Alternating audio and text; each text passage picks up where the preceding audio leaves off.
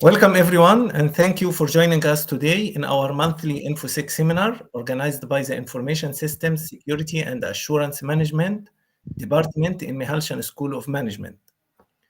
We begin our October InfoSec seminar by acknowledging that although this seminar is being held virtually, Concordia University of Edmonton is located on Treaty 6 territory and a traditional meeting ground and home for many indigenous peoples, including Cree, Salto, Blackfoot, Métis, and the Nakota Sioux peoples. We respect and acknowledge this. We are pleased to welcome Dr. Alison Yakshan, accused Dean of Management, who joined us today for this great InfoSec seminar. And before we introduce our guest speaker, let us spotlight that October is Cybersecurity Month, and we have a lot of events going on, including Women in Cybersecurity panel on Thursday, October 26th, between 12 to 1 in Tegeler Student Center. I will share the link for more details on the chatting box. And also on October 27, between 3 to 5 p.m. in Tegeler Student Center in Concordia University of Edmonton, we are celebrating the MESAM 10-year anniversary. So Q alumni will join with current students and industry representatives to celebrate the 10-year anniversary of the Master Program in Information System Assurance Management. And I will also share the link with you for more details. One more thing, please be sure to provide us with your name and email address in this form so we may send your certificate of attendance.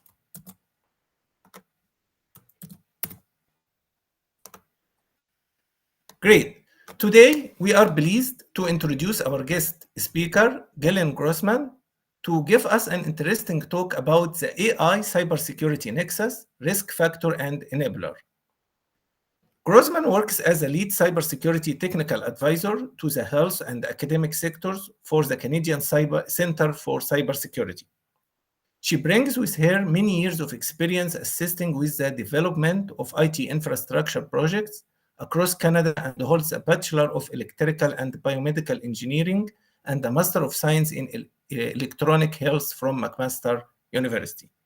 So thanks, Glenne, for being with us today. And thank you all for attending the seminar. It's all yours.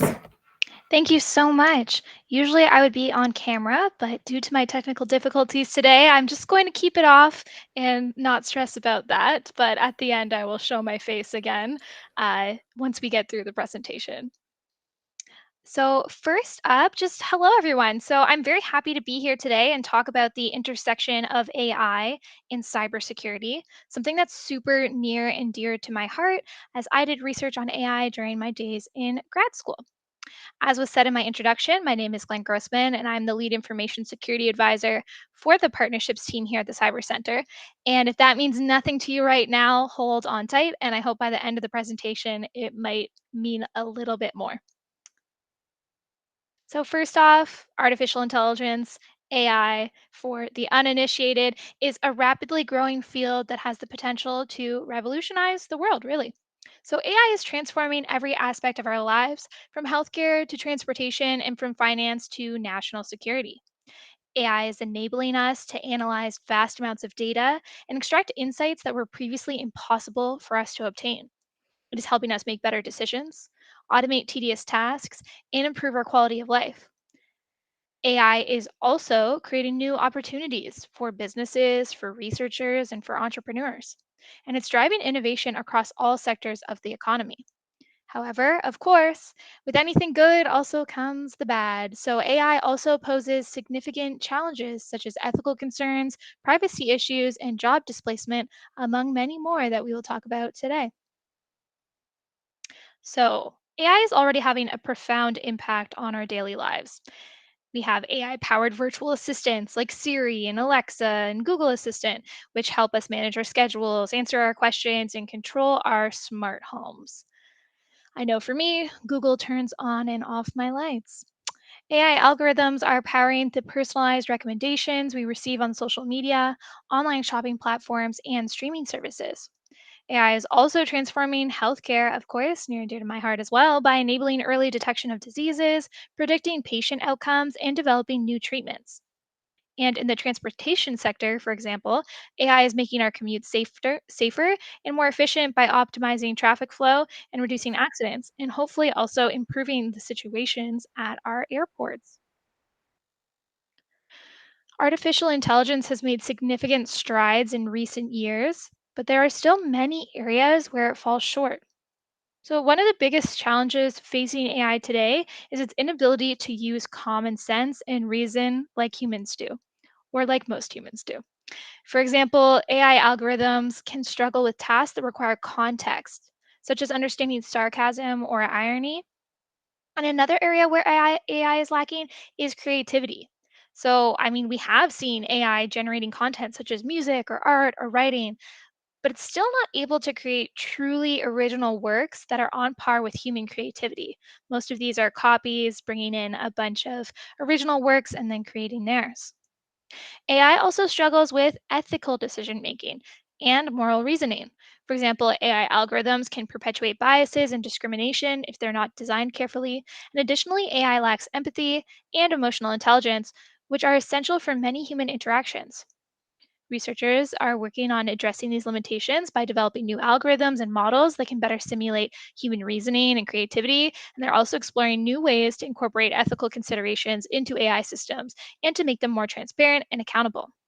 One promising area of research, and one that I focused on, is the development of hybrid systems that combine the strengths of both human and machines. So, human in the loop.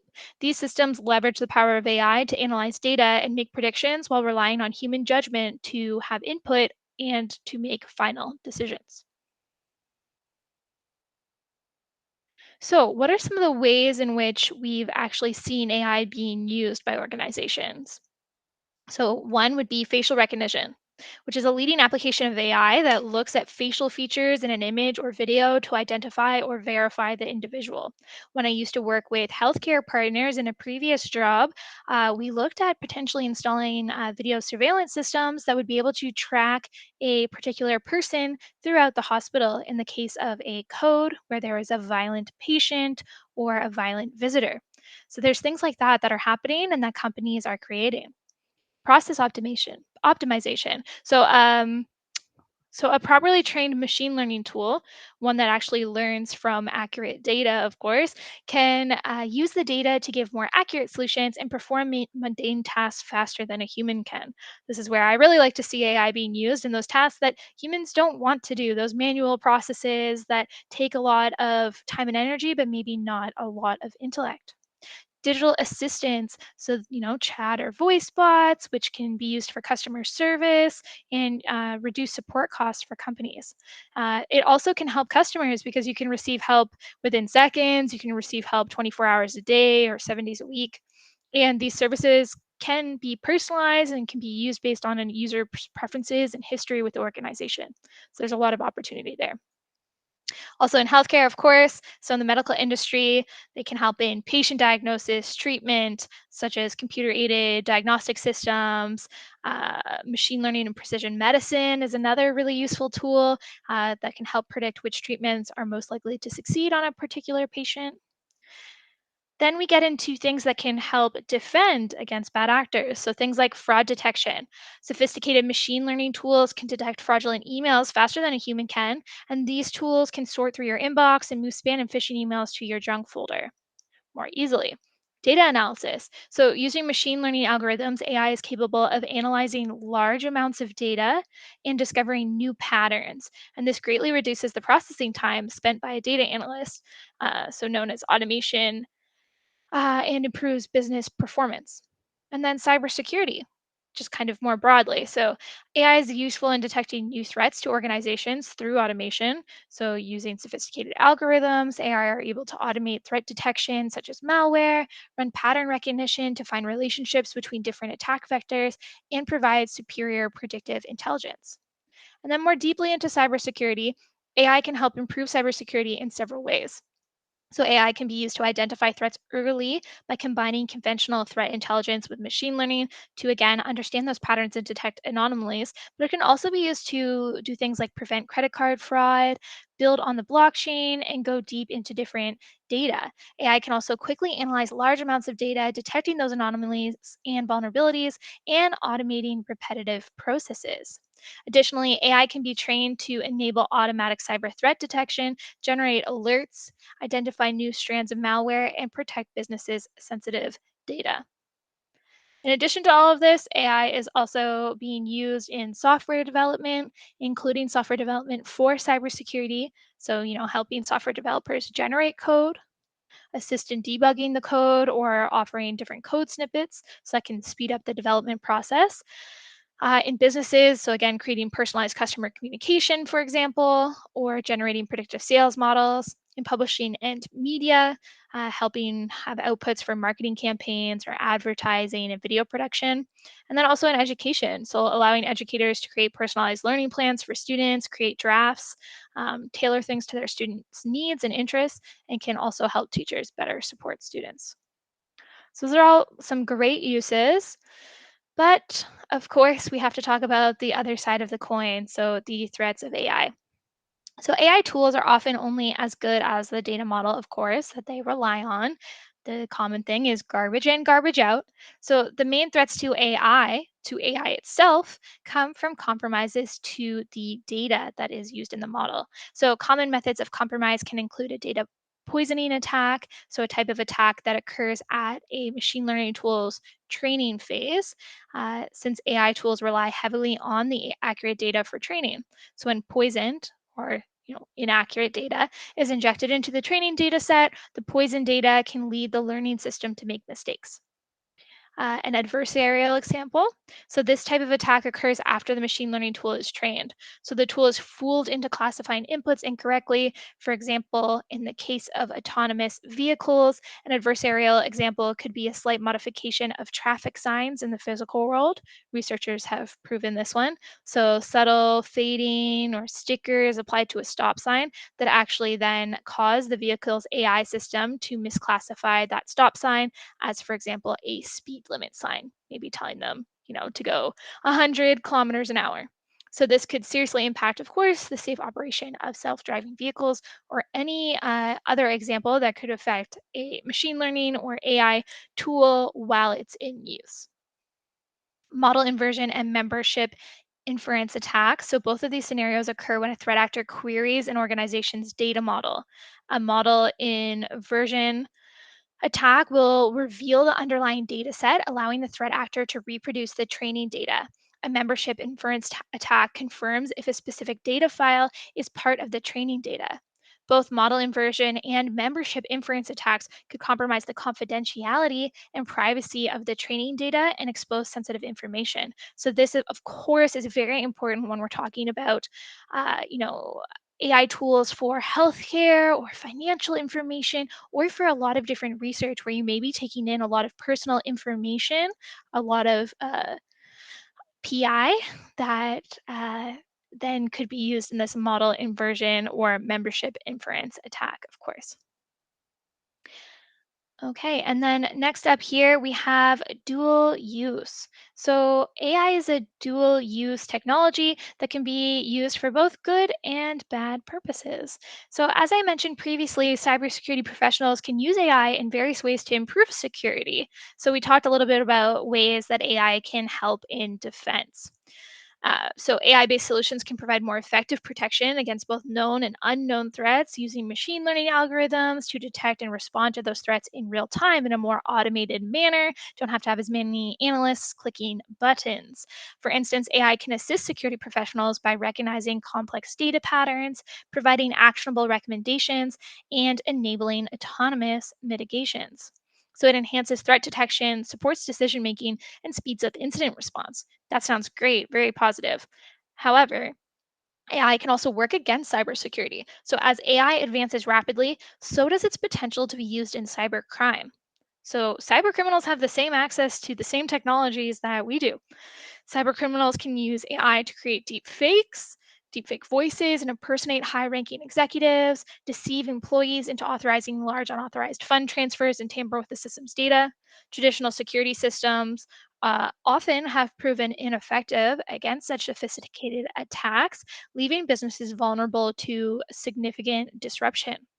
Cybercriminals can misuse AI and machine learning to automate the first steps of an attack, which often is phishing, so like an email that comes in. So they can automate those steps through content generation, improve business intelligence gathering, and also speed up the detection rate at which both potential victim and vulnerabilities are identified.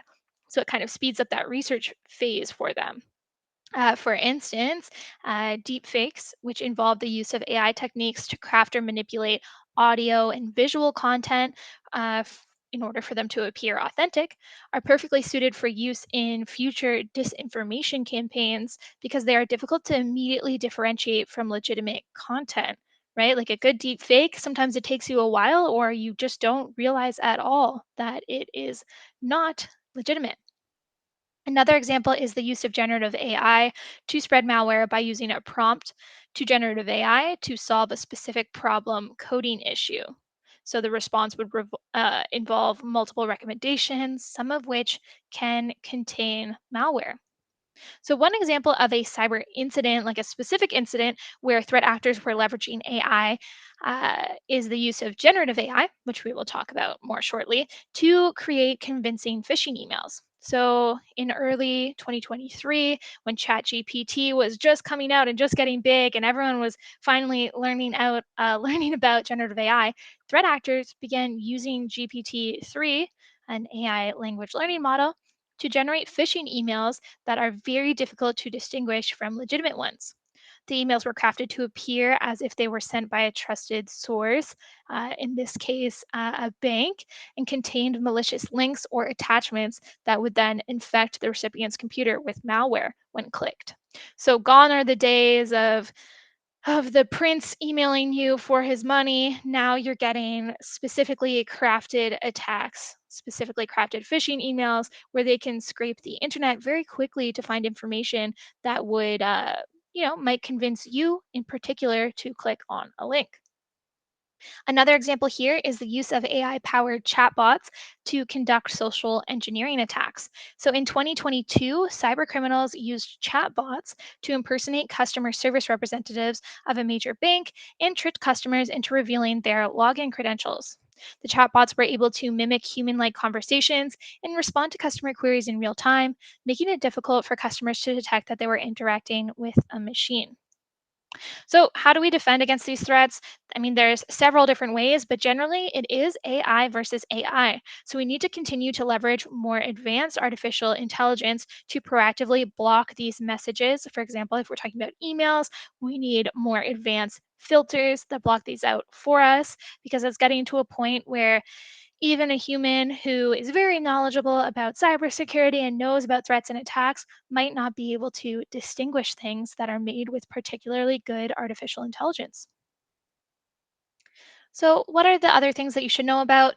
Well, of course, machine learning tools can detect patterns in data, but machine learning tools need enough data to see the patterns at a high enough frequency. So, if you're creating tools, then of course, data used for training should be complete, diverse, and accurate. So, if there are blanks in the data, some patterns might not be discovered, and then the patterns that are found might be inaccurate. If the data used is not diverse, the tool will have a narrow scope. And if the training data used is not accurate, the tool will provide unreliable results. Data that is recorded and collected for quality control purposes can contain both sensitive and personal information. So, if you're trying to use this kind of data to create your own AI tool, you need to be sensitive to this information. And many organizations are now using trustworthy AI policies to ensure that their use of AI tools and their creation of AI tools minimize potential biases and unintended consequences, especially regarding the treatment of individuals and the protection of privacy. So, policies may also assist in the development of appropriate protocols for the handling of sensitive personal information, An example of an AI policy is, of course, the Government of Canada's policy, which is the Directive on Automated Decision Making. So you can look that up if you're unfamiliar, and if you're doing research or if you're using AI in some way, it would be good to look at that as well. So, if your organization intends to deploy AI, you should consider seeking legal advice to manage the many ethical, privacy, policy, and legal considerations that come from using AI. And I've seen many research institutions and universities implement new questions that go into approving research that ask about that use of AI. So, I'm not sure if we see that at Concordia as well. Now to move on to generative AI. So generative AI is, ChatGPT, Bing Chat, those kind of things, is a type of artificial intelligence that generates new content by modeling features of data from large data sets that were fed into the model. So traditional AI systems can recognize patterns or classify existing content.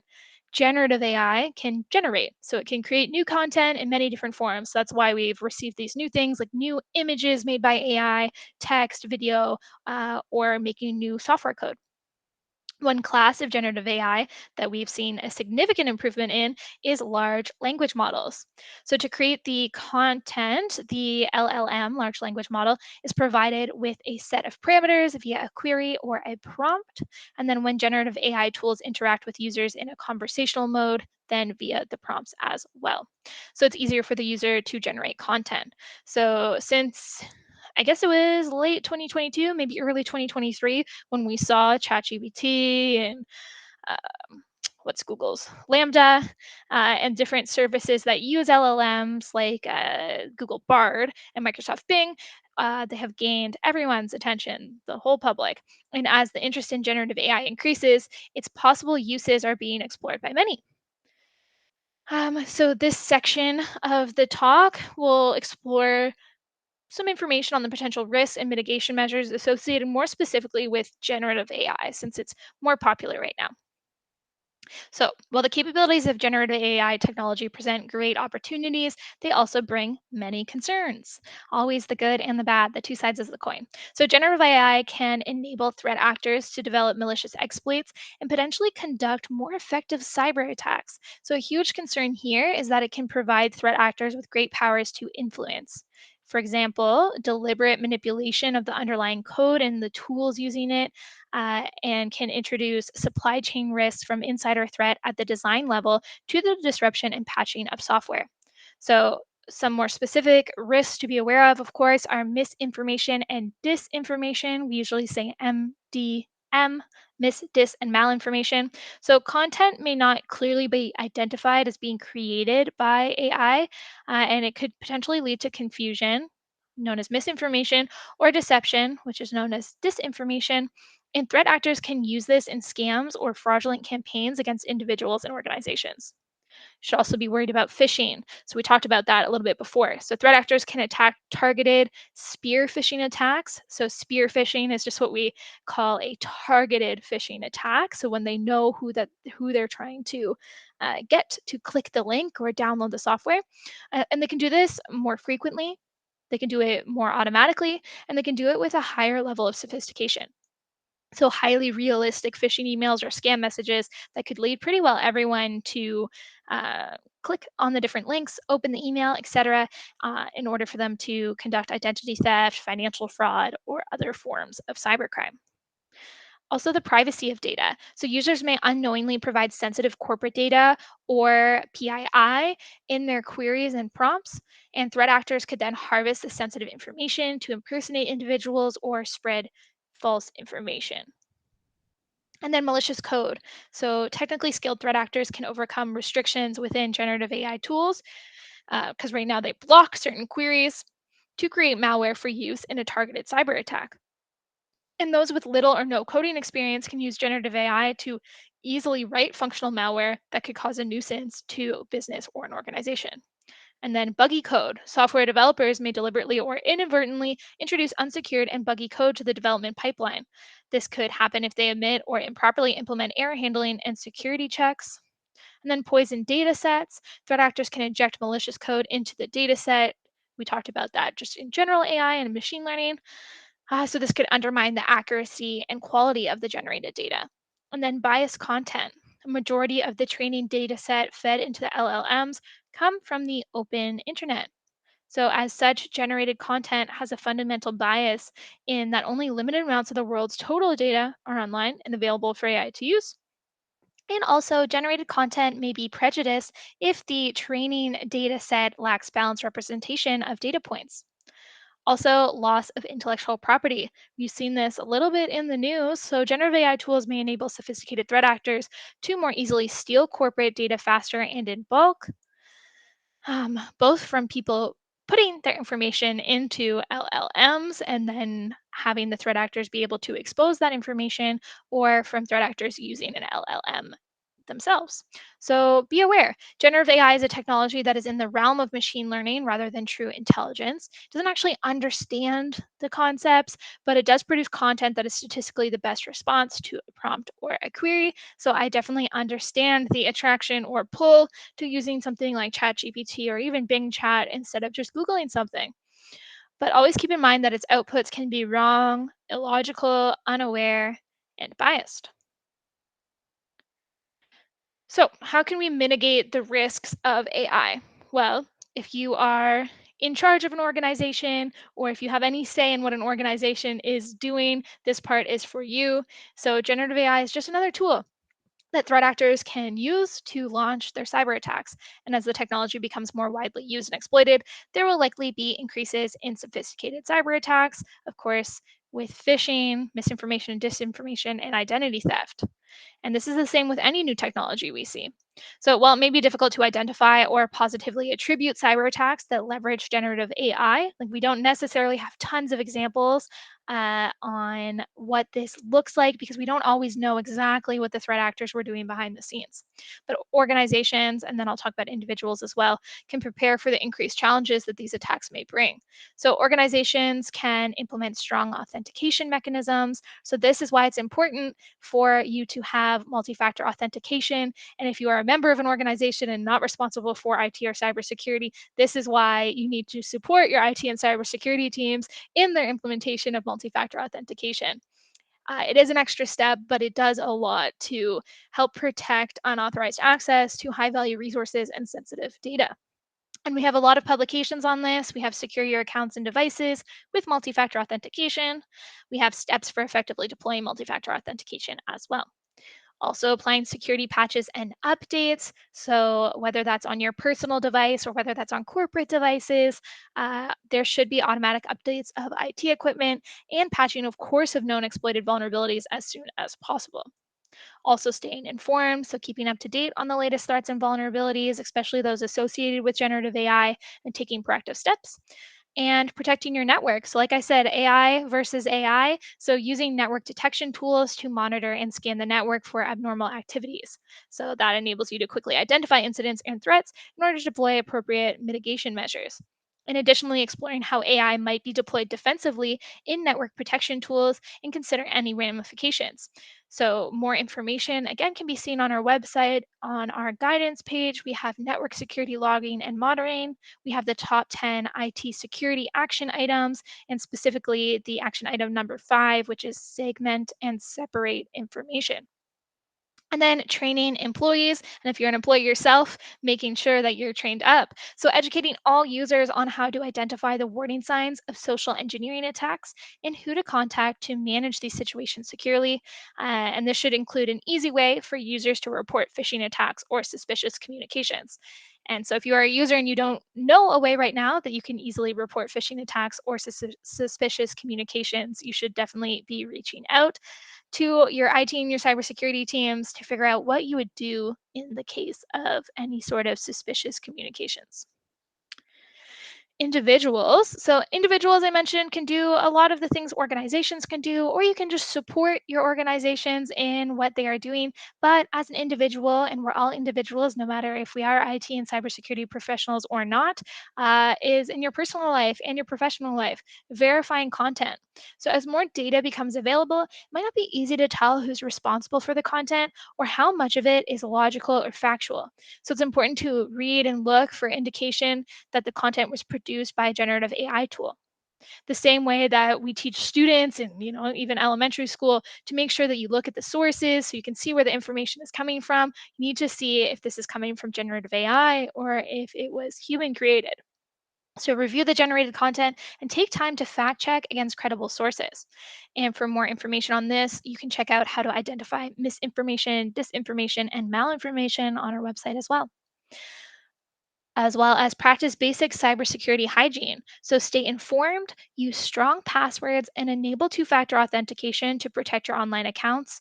Make sure to keep your software up to date and use antivirus software, as well as avoiding connecting your devices to public Wi Fi networks. I would add to this as well that you should not be reusing passwords, not even once. Limit exposure to social engineering or business email compromise. So, implement basic online safety practices, such as reducing the amount of personal information posted online about you and anyone that you are responsible for. Avoid opening email attachments and clicking on links from unknown sources, and communicating via an alternate verified channel. Being suspicious of callers that want sensitive information. For more information along these lines, you can look at Don't Take the Bait, Recognize and Avoid Phishing Attacks, as well as What is Voice phishing, which I think that all parents and grandparents specifically should be concerned about voice phishing. The following security measures can help you generate quality and trusted content while mitigating privacy concerns. So, establishing generative AI usage policies within your groups. So, the policies should include the types of content that can be generated and how to use the technology to avoid compromises to your sensitive data. Your policy should also include the oversight and review processes required to ensure the technology is used appropriately when creating solutions using generative AI. Ensure practices lead to trustworthy and ethical behavior. And be sure to implement the policies quickly and ensure that they are communicated to staff and other members of the group. And then also select training data sets carefully. So obtain data sets from trusted sources, implement a robust process for validating and verifying the data sets, whether they're externally acquired or developed internally. Use diverse and representative data to avoid inaccurate and biased content, and establish a process for outputs to be reviewed by a diverse team from across your organization, across your group, across the population to look for inherent biases within the system. And then continuously fine tune or retrain the AI system uh, with appropriate external feedback to improve quality of outputs. And then choose tools from security focused vendors. So ensure your vendors have robust security practices baked into their data collection, storage, and transfer processes. This goes for research, this goes for your personal lives, this goes for organizational processes and tools as well. And then be careful what information you provide. So if you are asking ChatGPT or one of the chatbots something, avoid providing personal information. You shouldn't be giving your full name. You shouldn't be giving corporate data. You shouldn't be giving birth dates, anything like that. Don't put in your address. And determine whether the tool allows users to delete their search prompt history. Maybe you've already put in some information there. You should go check if you can have this deleted. Okay, and we're nearing the end here. So there's nothing static about cybersecurity because this is an evolving field. We know that you need relevant practical advice that makes sense and also helps you protect your information IT assets while letting you do your jobs. As Canada's authority on cybersecurity, we offer advice and guidance and our information developed by our cybersecurity experts based on our unique access and vantage point. So, here at the Canadian Centre for Cybersecurity, we are a branch of the Communications Security Establishment. The Communications Security Establishment, more people are familiar with the American system. So, CSE, Communications Security Establishment, is more like the NSA, where the branch that I am a part of, the Canadian Centre for Cybersecurity, or the Cyber Center, is more on par with CISA from the States, CISA. In terms of our publications, individuals can view the publications as well as access our Get Cyber Safe campaign to learn about improving your personal cybersecurity posture. Educators and researchers can connect with the Cyber Center's dedicated teams to support, for example, research security as well as curriculum development and more. And finally, if anyone here does support a critical infrastructure organization in IT and cybersecurity, critical infrastructure being like a hospital, a university, an energy provider, a municipality, we can also provide you specific services. Key takeaways here are that these are always our key takeaways, are that you are not alone when it comes to facing cyber threats. So like I said, the Cyber Center is here. We offer various services for various different individuals and organizations depending on their needs. And of course, it is all free. Also, we are dedicated to advancing cybersecurity and increasing the confidence of Canadians in different critical infrastructure systems, as well as other systems of importance. And then we're also always here to collaborate and combine expertise from across the government, across industry, and across researchers as well. So if you are researching cybersecurity and you would like to reach out and connect and have subject matter experts speak with you, or if you'd like to share your research, we would be happy to speak with you as well. In terms of services, we always flash this as well. So if you do have a say in some critical infrastructure, and even if you're not part of critical infrastructure, some of these services may apply to you as well. We can offer incident handling support. We can offer actionable threat intelligence.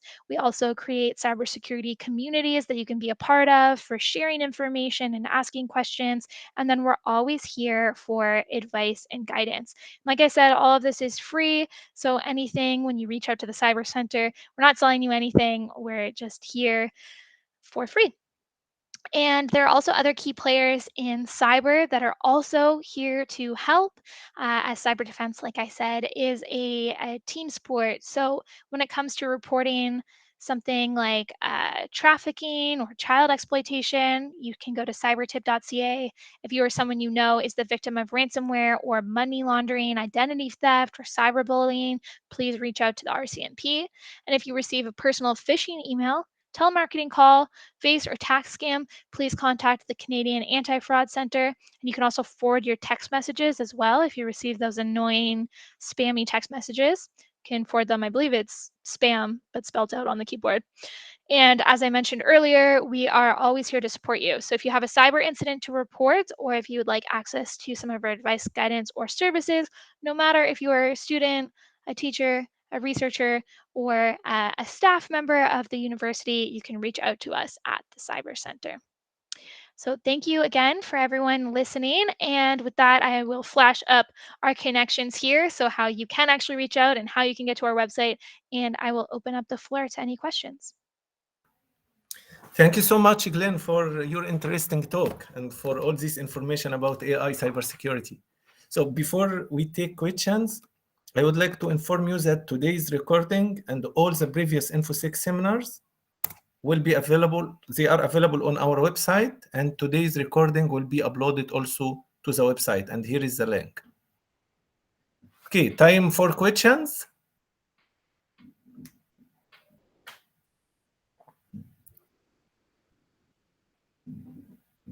Is there any question?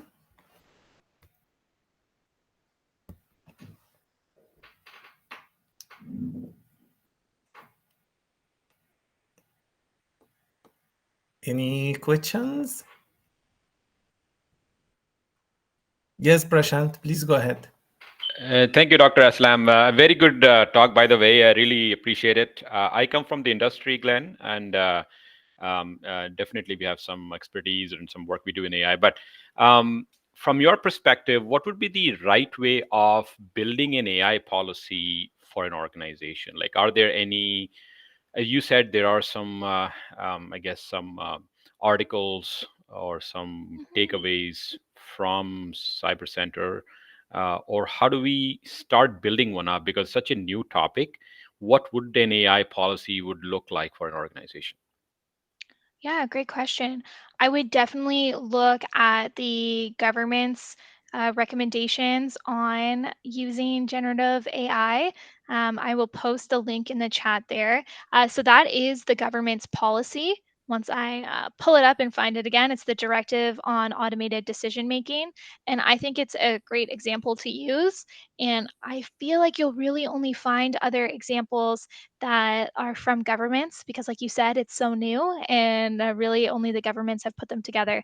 I would look at our government's Directive on Automated Decision Making, as well as look to some of our international partners, like the States. I saw some links there in the chat from things from CISA, for example.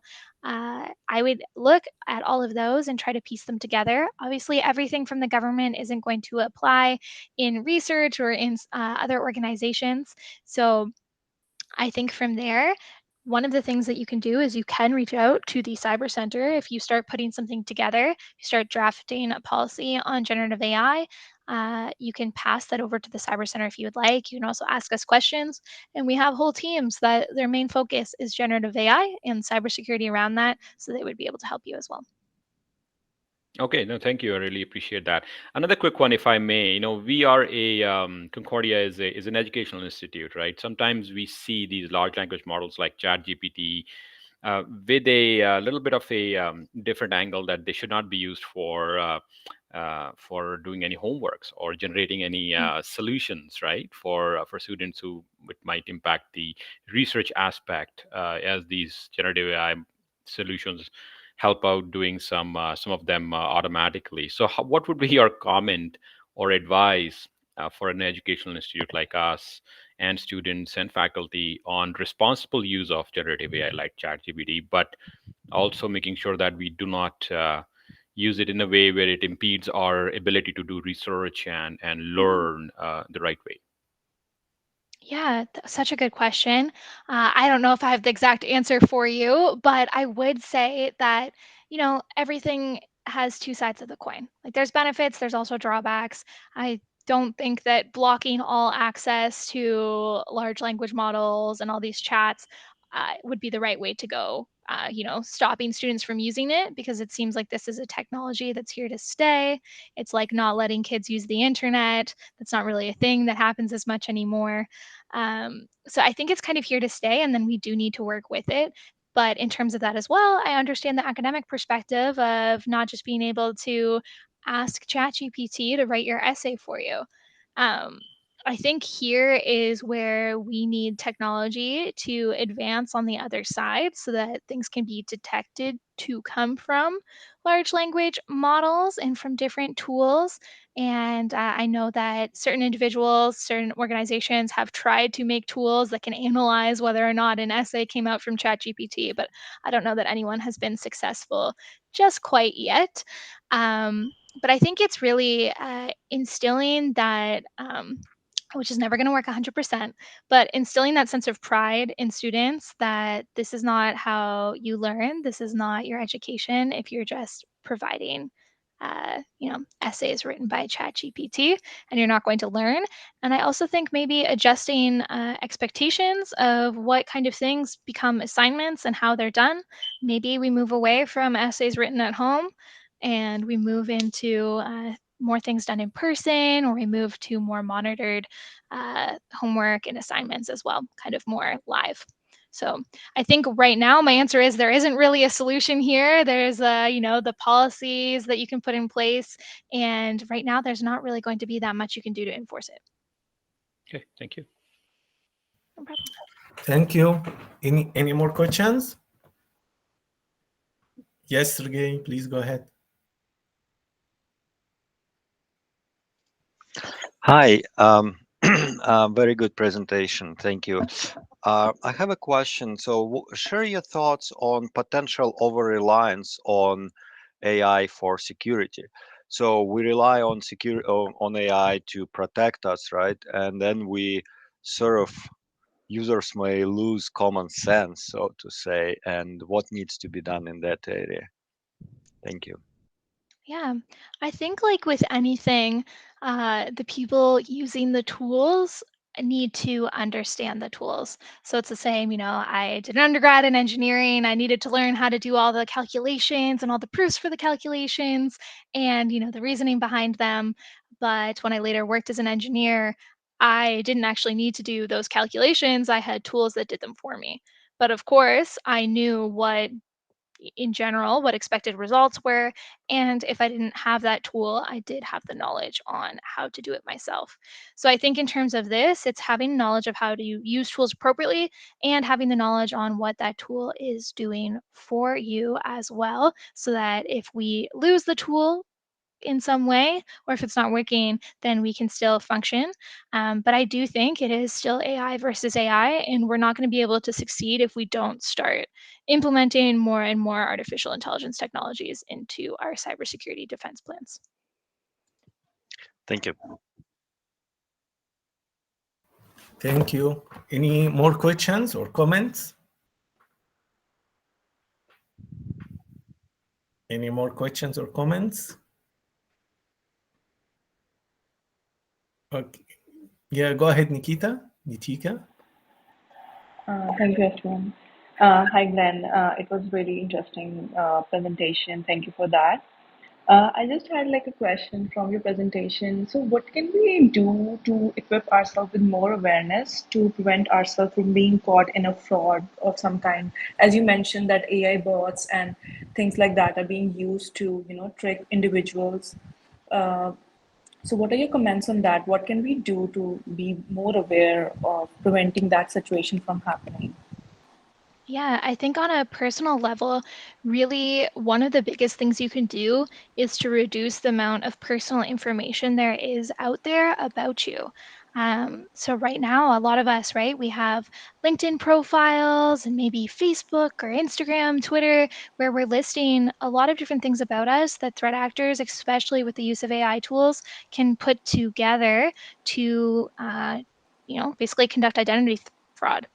And also things like voice phishing, vishing that I talked about very briefly.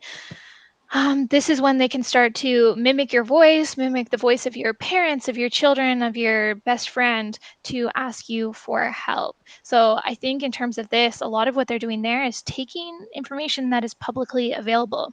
The same as what I would tell someone who's running an organization's network to make sure that as many possible services are not facing the public internet, pretty much closing everything off that you can from the public internet. The same thing I would recommend to an individual. So making sure that you limit the amount of information that is out there.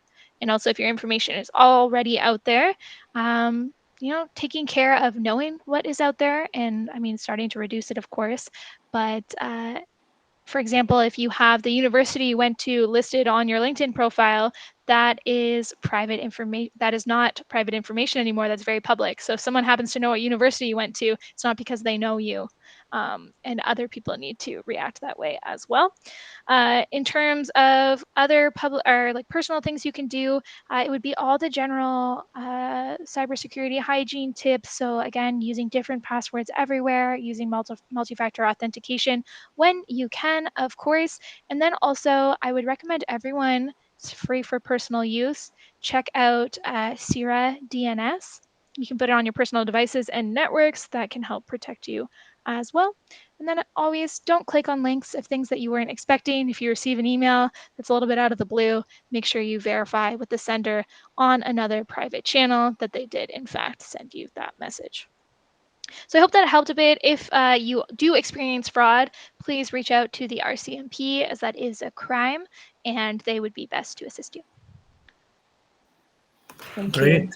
Thank you. Any more questions? Any more questions?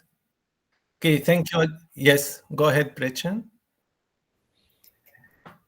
Good afternoon. Just a question. It's not security related, but it is AI related. So you talked about, they're being trained on data models, and there's upcoming court cases about people not getting paid for the use of their content. I read an interesting article about the concept of digital dignity, where if AI is being trained on content I've produced, I should get a cut of the AI's profit. I was wondering if you'd run into that concept or had any thoughts along those lines. I have read about that. I think that it'll be an interesting thing to explore as more information comes out, as I think we will see new policies around this, governments releasing more information on who really owns content. And if someone uses your intellectual property to generate something new, should you get some sort of cut? There's already I forget what the laws are called, but there's already like free use laws of content if you're adding to it in some way or if you're commenting on it. So we'll see if those kind of things end up applying to these more generative tools or if something entirely new needs to be put in place. But I think that'll definitely be interesting as it unfolds.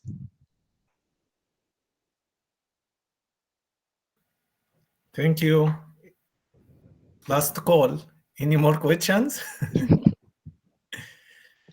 So thank you so much, Glenne, for this interesting talk. And thank you all for being here today. As Dr. Allison mentioned in the comment, please follow us, follow Mihalshan School of Management on LinkedIn, and join us in all our events. Just a quick reminder to fill up this form to get your certificate. And we wish to see you next month on November 9 between 12 to 1 on our next InfoSec seminar. Thank you all again and see you next month. Thank you, everyone.